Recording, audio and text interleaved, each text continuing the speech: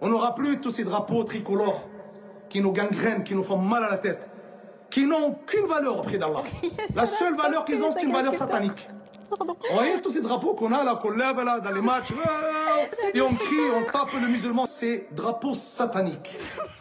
Bien, nous sommes en direct et je le remercie d'être avec nous. Salut également tous les membres du plateau. Bon, c'est entre le comique et le sérieux. Il y a un peu de côté un peu comique dans le prêche de cet imam, mais il y a aussi, malheureusement, c'est un écho à une opinion publique musulmane de France, où la France est présentée comme le pays des francs-maçons, comme le pays des sionistes, etc., des ennemis de Dieu. Malheureusement, donc ce monsieur n'est pas que comique, alors que aujourd'hui, la France est un des pays les plus islamophiles au monde.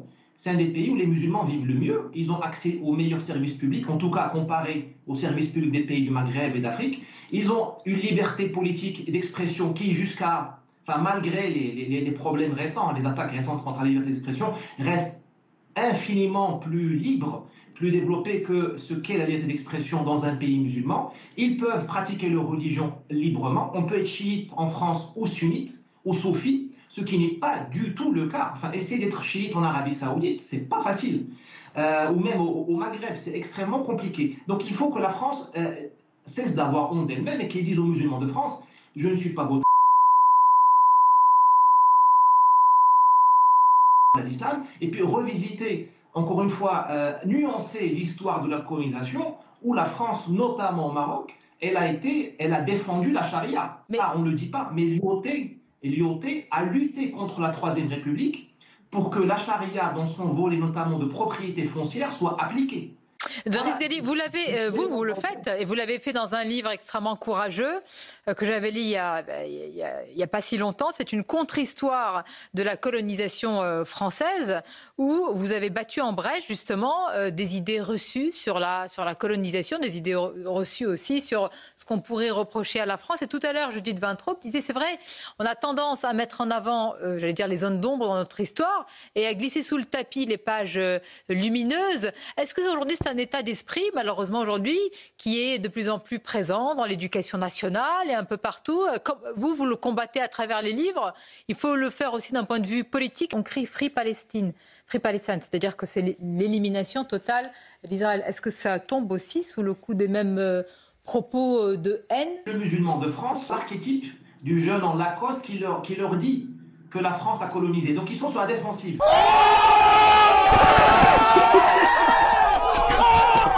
On sait que l'islamisme propose une civilisation clé en main, évidemment, que ce n'est pas qu'une religion, que c'est des codes, ce sont des lois qui vont régir jusqu'à votre manière de manger, votre manière de vous vêtir, même dans la transmission et dans l'héritage. Évidemment, on le sait ça. Et donc vous avez une confrontation de civilisation sur notre sol, ce qui aussi de vouloir instaurer une autre civilisation. Confrontation, vous la voyez déjà sur le sol? Ah bah la confrontation entre deux civilisations. Oui, mais physique, comment vous la voyez? Alors déjà, physique, on l'a vu lors des émeutes. Aussi pour faire un bras de fer. Parce que il faut, comme vous le dites, assumer les zones d'ombre et les zones de lumière de cette colonisation et de tout ce qui se passe aujourd'hui. Parce que je veux dire, cet imam aujourd'hui en Tunisie ne sera pas heureux. Il ne pourra pas dire le dixième de ce qu'il dit en France. Je vous confirme, oui. C'est ça qu'il faut dire aux musulmans de France, parce que je pense notamment aux jeunes. Il y a un syndrome d'enchantement du bled. Ils croient que le Maghreb ou l'Afrique, c'est le bonheur partout. Non. Si leurs parents sont venus en France, c'est que